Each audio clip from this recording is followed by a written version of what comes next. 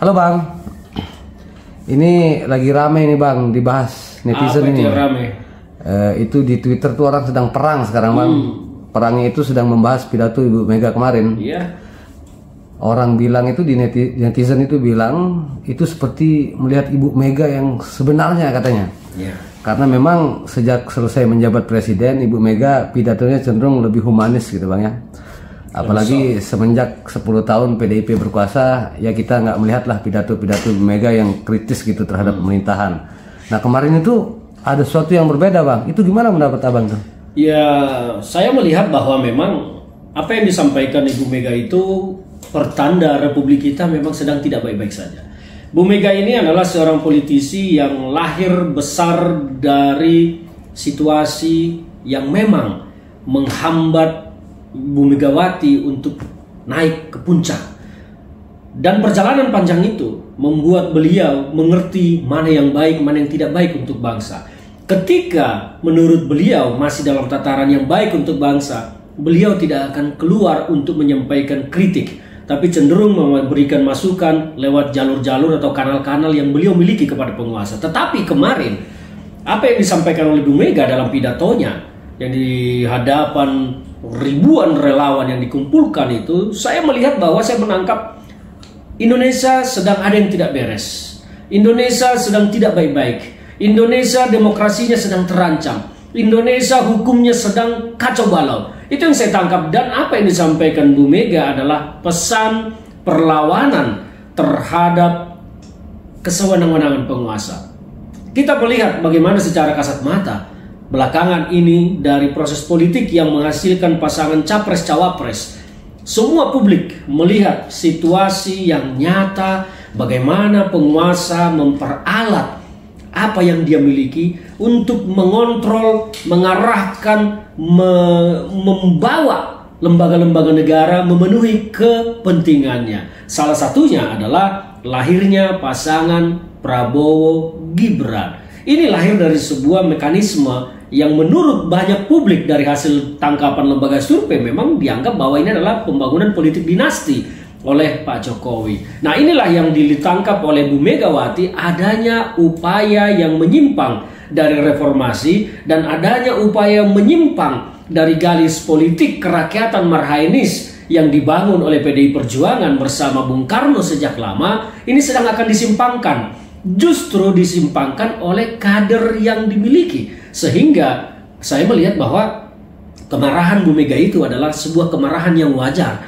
kemarahan yang memang harus disampaikan supaya siapapun pelakunya, apakah itu penguasa atau siapapun yang ingin menyimpangkan tujuan kita berbangsa dan bernegara dari tujuan sesungguhnya, harus kembali ke jalan yang benar. Nah, jadi apa yang disampaikan Bu Mega menurut saya adalah pertama, marah atas Indonesia tidak baik-baik saja, dipermainkan, dibuat semaunya, sesuka hatinya oleh penguasa. Dan kedua, ini adalah mengirimkan pesan perlawanan terhadap ketidakberesan ini. Itu yang saya tanggap poin utamanya. Tapi begini Bang, soal isu ini kan kita kalau misal kita rangkai dari awal, itu ada soal isu 3 periode, kemudian dilanjutkan soal isu MK, dan sekarang terakhir itu soal capres dan cawapres. Kira-kira subjek kemarahan Ibu Mega itu ada di siapa Bang? Apakah di penguasa, partai politik, atau saya melihatnya begini, memang banyak rentetan isu ya, mulai dari isu 3 periode yang kita dengar juga bahwa Ibu Megawati menolak secara tegas. Kembalikan ke konstitusi, konstitusi menyatakan 2 periode,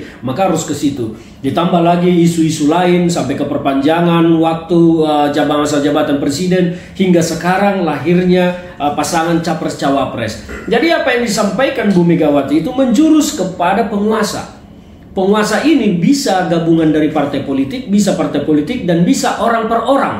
Ya, jadi ini gabungan dari elit-elit yang menguasai, mengendalikan partai politik bersama kekuasaan. Mereka melakukan hal-hal yang tidak patut untuk dilakukan. Karena memang dari sudut-sudut politik banyak hal yang bisa dilakukan oleh kekuasaan. Salah satunya seperti tadi, merekayasa, memanipulasi, membuat sesuatu aturan baru dengan jalan yang dianggap legal. Tidak semua hal yang legal itu memenuhi norma, kaidah, kepatutan, dan etika. Nah, yang dilakukan ini adalah legal secara hukum. Mahkamah Konstitusi memutuskan sesuatu, membuat aturan, tetapi dari norma kepatutan itu tidak benar. Faktanya, Majelis Kehormatan, ya, Mahkamah yang mengadili para hakim Mahkamah Konstitusi menyatakan terjadi pelanggaran kode etik berat. Jadi yang disasar oleh Ibu Megawati di sini adalah penguasa. Penguasa ini bisa orang dan bisa juga partai politik dan bisa elit partai politik. Jadi ini adalah sebuah koalisi yang melahirkan sebuah situasi yang tidak benar. Maka pidatonya Bu Mega itu sampai menyebut juga nama Orde Baru. Kenapa Bu Mega menyebut nama Orde Baru? Karena memang di sana terlihat jelas sekali yang muncul itu adalah tabiat perilaku buruk Orde Baru yang dilakukan oleh koalisi atau kolusi dari para elit politik yang berbaur dengan kekuasaan ini. Mereka ingin menghidupkan pola-pola yang pernah dipelihara oleh Orde Baru. Nah, ini yang tidak disukai oleh Ibu Mega karena reformasi setelah kita bayar mahal dengan nyawa, dengan harta, dengan penderitaan, dengan kesedihan. Semua tahu 1998 itu bagaimana kondisi Indonesia. Nah, Ibu Megawati melihat harga yang sangat mahal itu sekarang akan disimpangkan oleh kolusi elit politik bersama partai politik dan penguasa. Nah, itulah kenapa Bu Mega menyebut kalian baru berkuasa sudah ingin kalian bukan kamu misalnya. Oh iya, bahasanya kan begitu, baru berkuasa kok sudah mau seperti Orde Baru. Artinya kita gelisah. Apa yang disampaikan Ibu Megawati itu adalah kegelisahan masyarakat pada umumnya yang tidak ingin kembali ke Orde Baru. Karena apa? Kalau kita bicara tentang politik, kalau masyarakat pada umumnya suka, senang dengan Orde Baru, maka partai politik yang pernah dibangun oleh keluarga Pak Soeharto, khususnya secara khusus, atau Mi Soeharto, pasti akan berbondong-bondong mendapat suara yang besar. Tetapi faktanya mereka untuk lolos saja ke parlemen tidak bisa. Itu adalah gambaran nyata bagaimana masyarakat kita tidak ingin Orde Baru bangkit. Nah, sekarang ini yang terjadi, ada sekelompok orang elit politik berkolaborasi dengan kekuasaan ingin menghidupkan pola-pola Orde Baru. Polanya apa? Ya, mereka mengusung titisan Orde Baru. Saya harus menyebut titisan Orde Baru, menantu Soeharto berkoalisi dengan kekuasaan penguasa, menyodorkan seseorang menjadi pendampingnya, dan ini berasal dari nepotisme. Nah, ini adalah pola-pola yang terjadi Orde Baru. Makanya Ibu Megawati geram, marah. Ini tidak boleh kita kembali ke masa suram masa lalu di bawah Orde Baru. Kita harus berubah menjadi bangsa yang terus maju, bukan menjadi bangsa yang setback ke belakang. Nah, jadi saya menganggap bahwa kegelisahan yang disampaikan Ibu Megawati itu adalah kegelisahan yang terjadi di masyarakat pada umumnya. Kita tidak ingin kembali ke era Orde Baru. Begitu ya Bang ya. Sekarang ini pertanyaan terakhir nih Bang. Kira-kira apa yang ditangkap oleh Ibu Mega sampai beliau berpidato seperti kemarin itu? Kira-kira ancaman apa? Bu Megawati ini kan bukan sosok sembarangan di Republik ini. Kalau kita bicara tentang politisi global, Bu Megawati ini satu-satunya wanita terkuat di dunia di bidang politik. Ya, memang itu sempat saya dengar. Ya, Ibu Megawati ini sosok terkuat, wanita terkuat di jagat politik, apakah itu nasional maupun politik dunia. Bu Megawati selalu ditunggu-tunggu suaranya. Bu Megawati dianggap sebagai representasi dari banyak masyarakat besar. Nah, ini yang kita lihat bahwa Ibu Megawati melihat yang terjadi sekarang ini, melihat apa yang dilakukan oleh kekuasaan tidak benar. Dampaknya adalah terhadap masa depan bangsa. Maka sangat wajar Bu Megawati melihat ini harus dihentikan. Maka Bu Megawati menggelorakan semangat perlawanan terhadap tirani yang akan kemungkinan muncul. Bu Megawati itu bukan seorang politisi receh. Beliau punya banyak orang di mana-mana. Beliau punya banyak kanal saluran informasi dari mana-mana. Sehingga beliau menangkap ada sinyal-sinyal atau potensi-potensi atau hal-hal yang mungkin akan dipergunakan oleh kekuasaan merekayasa banyak hal untuk memenangkan mereka.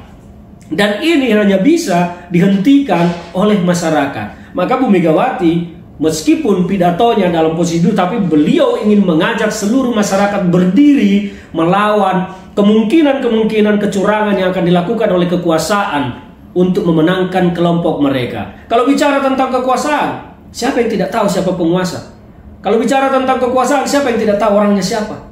Jadi Bu Megawati melihat ada potensi bahwa ini pemilu akan curang, akan tidak jujur, akan tidak adil, akan tidak benar, karena kepentingan penguasa sedang dikedepankan daripada kepentingan bangsa. Jadi pidato itu adalah pidato ajakan perlawanan terhadap masyarakat, mengajak seluruh masyarakat untuk melawan potensi munculnya tirani Orde Baru, Neo Orde Baru. Nah, ini yang harus kita lawan. Saya pun sepakat dan setuju dengan pidato Bu Megawati, dan saya sekaligus mengajak masyarakat semuanya jangan pernah takut, bangkit berdiri lawan tirani yang akan timbul. Ini bukan lagi soal memilih suka atau tidak suka, tetapi ini sudah soal masa depan bangsa. Kalau sudah bicara soal masa depan bangsa, yang kita bahas di sana adalah masa depan anak cucu generasi bangsa ini ke depan. Kita tidak ingin ditindas lagi seperti Orde Baru. Itu pesan yang saya pikir dikirimkan kepada masyarakat. Baik, terima kasih Bang. Oke.